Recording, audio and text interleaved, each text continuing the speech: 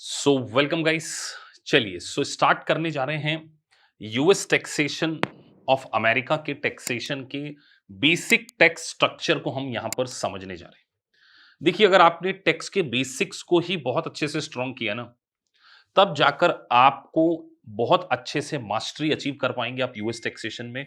तो हम एक सीरीज में यूएस टैक्सेशन के बेसिक्स कॉन्सेप्ट को सीखने जा रहे हैं, जिसमें पहला लेक्चर है tax structure in United state of America. चलिए आगे बढ़ते हैं। देखिए, अमेरिका में चलता है प्रोग्रेसिव टैक्स सिस्टम। अब प्रोग्रेसिव टैक्स सिस्टम का मतलब ये होता है कि अगर आप ज्यादा अर्निंग करेंगे तो आपके ऊपर ज्यादा टैक्स लगेगा। मतलब एक कॉन्सेप्ट होता है किसी भी गवर्नमेंट का कि वो रिच पीपल से ज्यादा टैक्स कलेक्ट करती है और उस टैक्स को पब्लिक वेलफेयर में यूज करती है। और अगर आप इनकम कम कमाते हैं तो आपसे टैक्स भी कम लिया जाएगा। जैसे इंडिया में भी तो ऐसे ही होता है। इंडिया का स्लैब रेट क्या है आज की डेट में? अगर आपने 3 लाख रुपीज तक कमाया तो नो टैक्स, किसी प्रकार का कोई टैक्स नहीं देना है आपको।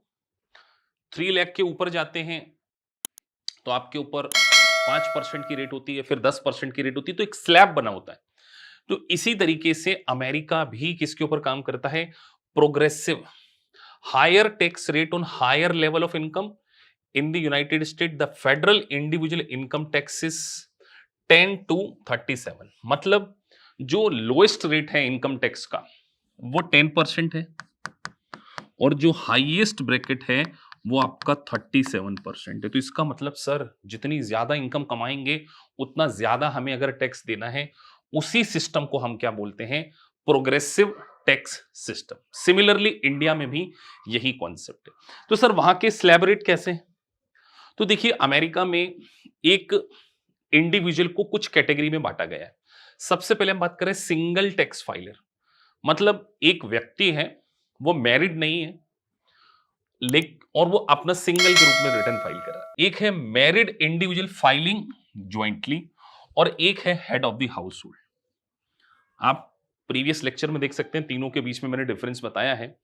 तो इंडिविजुअल अगर $0 से $11,600 तक अर्न करता है, मतलब आपने जहां 11,600 कमाया, आपके ऊपर 10% का टैक्स है। अगर आप सिंगल हैं, मैरिड फाइलिंग ज्वाइंटली है, तो ये डबल हो जाता है 23,000।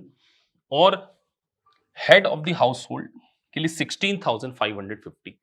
Head of the house hold में जनरली ऐसे पर्सन आते हैं जो डाइवोर्स हो चुके हैं और जो अपने स्पाउस से अलग रह रहे हैं, या जो अनमैरिड हैं, जिन्होंने कभी शादी नहीं करी, उसको हम क्या करते हैं, इसकी कुछ कंडीशन है, वो अलग लेक्चर में हम पढ़ने वाले हैं।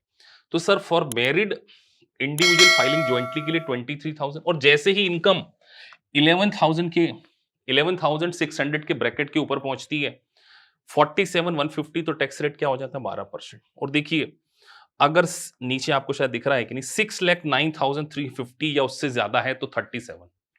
तो जैसे जैसे आपकी इनकम बढ़ रही है, आपके ऊपर इनकम टैक्स का रेट भी बढ़ रहा है। इसी को हम क्या बोलते हैं? प्रोग्रेसिव। अब इंडिया में तो इस प्रकार का कोई बाइफर्केशन नहीं है, सिंगल मैरिड। यहां पर बाइफर्केशन है सिंगल, और for married filing jointly head of the house hold. तो सर जैसे जैसे टैक्स की रेट बढ़ी, वैसे वैसे इनकम टैक्स रेट बढ़ जाता है। आगे बढ़ते हैं, एक और कॉन्सेप्ट सीख रहे हैं, कॉर्पोरेशन। अब देखिए, इंडिविजुअल के अलावा भी तो आपका टैक्स का स्टेटस हो सकता है ना। अगर आप कंपनी बना रहे हैं, आगे हम पार्टनरशिप को भी समझेंगे। मैंने इंडिविजुअल के बाद किसको कवर किया है? कंपनीज को। तो कंपनी के दो क्लासिफिकेशन है, एक होगा आपका सी कॉर्पोरेशन और एक होगा आपका एस कॉर्पोरेशन। तो दोनों के बीच में डिफरेंस क्या है सर? सबसे पहले तो एस कॉर्पोरेशन मतलब एक छोटी ऑर्गेनाइजेशन जिसमें 100 से कम शेयर होल्डर हैं, विद 100 और फ्यूअर एलिजिबल शेयर होल्डर। तो अगर एक छोटी कंपनी है वो एस कॉर्पोरेशन, और अगर बड़ी कंपनी है इसको हम बोल रहे हैं सी कॉर्पोरेशन। अब सर दोनों में टैक्स रेट में क्या डिफरेंस है? तो जो सी कॉर्पोरेशन है उसके ऊपर 21% फ्लैट रेट। यहां पर क्या है, सीधे जो भी इनकम कमाएंगे उसके ऊपर कंपनी को 21% का टैक्स पे करना है। आपको शायद जानकर हैरानी हो, एस कॉर्पोरेशन को टैक्स पे नहीं करना पड़ता, ये टैक्स फ्री होती है। आप बोलोगे सर टैक्स फ्री, बेटा इसको मिलता है पास थ्रू स्टेटस। अब पास थ्रू स्टेटस क्या होता है समझ लेते हैं थोड़ा सा।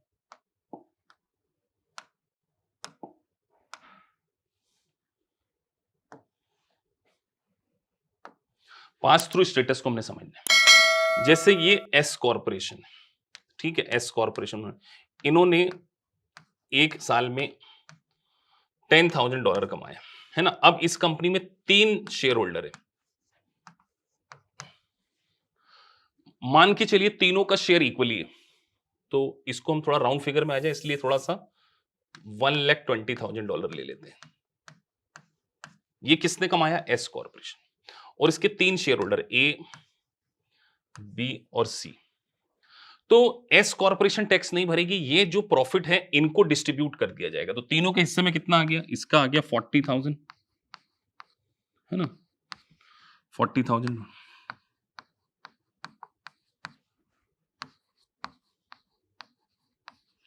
तो इसके ऊपर टैक्स किसने भरना है, इन इंडिविजुअल शेयर होल्डर ने। यहां पर no tax.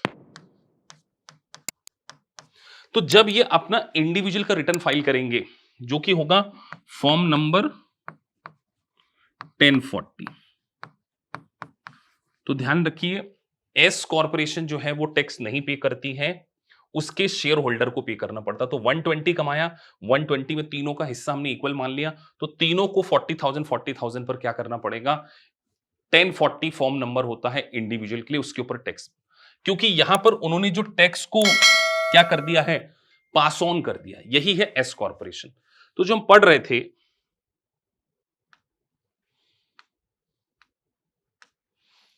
S corporation eligible shareholder none of whom may be corporation that meet certain other condition। तो कुछ और कंडीशन भी हैं एस कॉर्पोरेशन बनाने की, लेकिन अभी हम बेसिक स्ट्रक्चर समझ रहे हैं।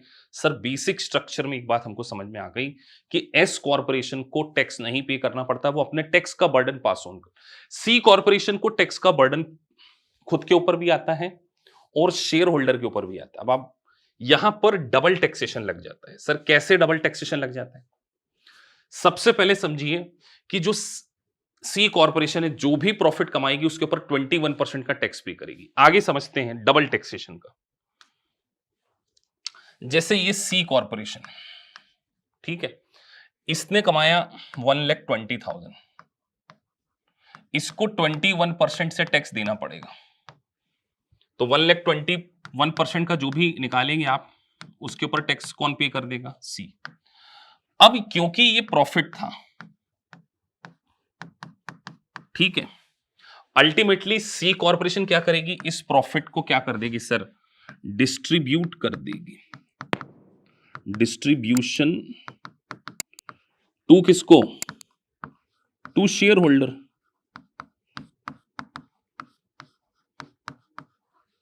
सर शेयर होल्डर को डिस्ट्रीब्यूशन हो जाएगा। अब लेट से इसके भी वो 3 ही शेयर होल्डर थे,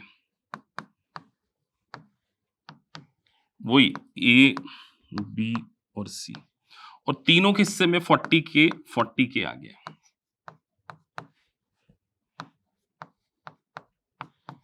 तो ध्यान रखिए ये 40,000 के ऊपर टैक्स किसको भरना पड़ेगा, क्योंकि इनको सी कॉर्पोरेशन से शेयर होल्डर को क्या मिला है, प्रॉफिट, मतलब डिविडेंड। प्रॉफिट का डिस्ट्रीब्यूशन क्या कहलाता है, डिविडेंड।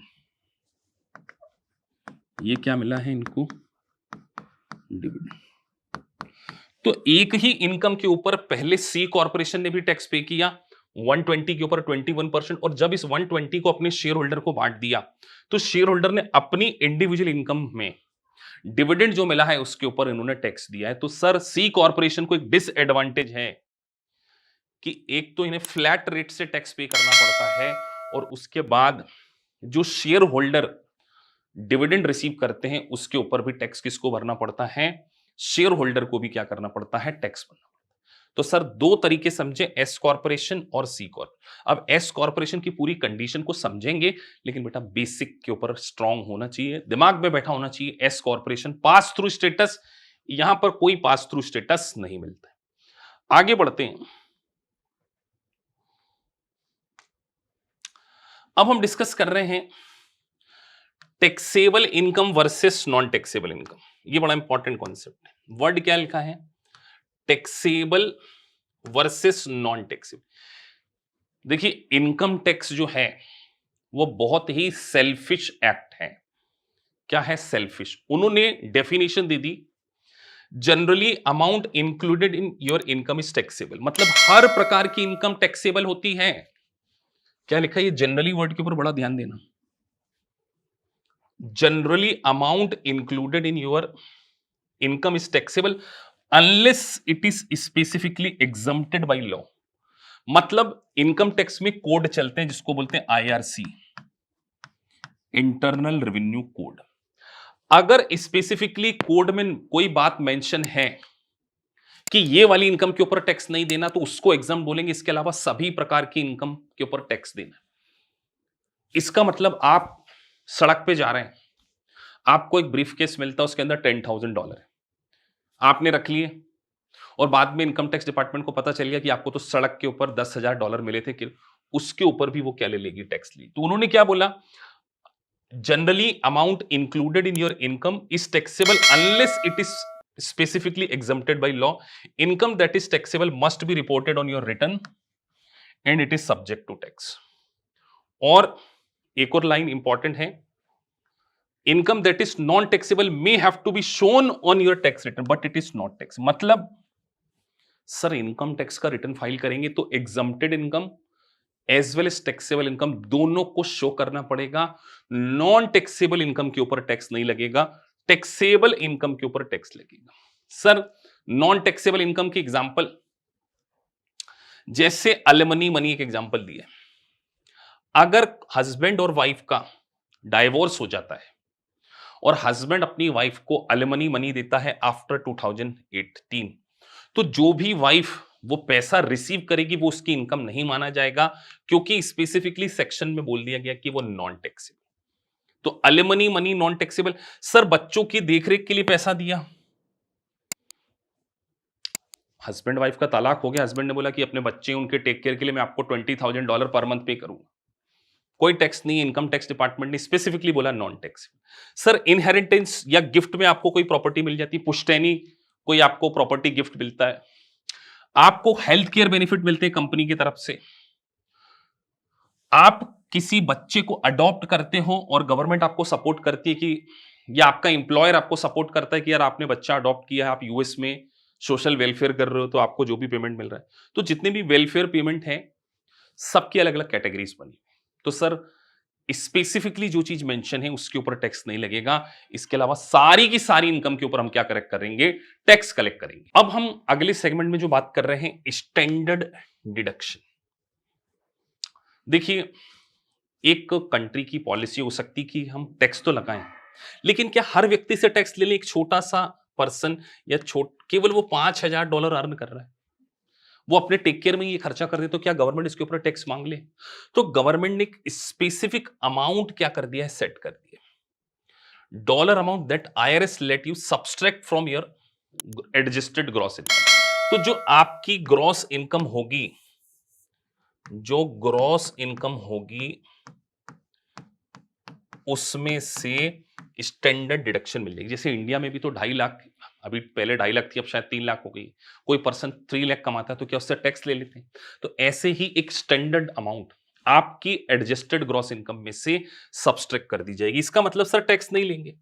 तो उसकी लिमिट है 2023 में अगर आप 13,850 तक कमाते हो, 13,850 तक कमाते हो, तो आपका मतलब आपने लेट से $14,000 कमाया है, तो वो क्या बोलेंगे? 13,850 माइनस कर दो, 150 के ऊपर क्या दे दो? Tax rate. तो आपको स्टैंडर्ड डिडक्शन। लेकिन अगर आप क्या हैं? Status single filing, single merit filing separately, तो सिंगल हैं और मेरिट फाइलिंग सेपरेटली, सर दोनों फाइल करते हैं तो 27,000, और अगर head of the house hold है तो सर ये हो गया स्टैंडर्ड। तो standard is a fix amount. India में $3 लाख तक टैक्स नहीं भरना होता है। तो अगर किसी ने 4 लाख कमाया है, अभी मैं रिबेट को नहीं ले रहा हूं, तो 3 लाख आप क्या करते हैं? माइनस कर देते हैं ना, 1 लाख के ऊपर टैक्स भरते हैं ना। तो ऐसे ही ये जो लिमिट है 13850 सिंगल मेरिट फाइलिंग सेपरेटली के लिए क्या है, स्टैंडर्ड फिक्स अमाउंट। यहां तक तो टैक्स देना ही नहीं है सर, मतलब 13850 के ऊपर ही आपको क्या देना है, टैक्स देना है। आगे बढ़े, अब एक होता है आइटमाइज डिडक्शन, ये बड़ा इंपॉर्टेंट।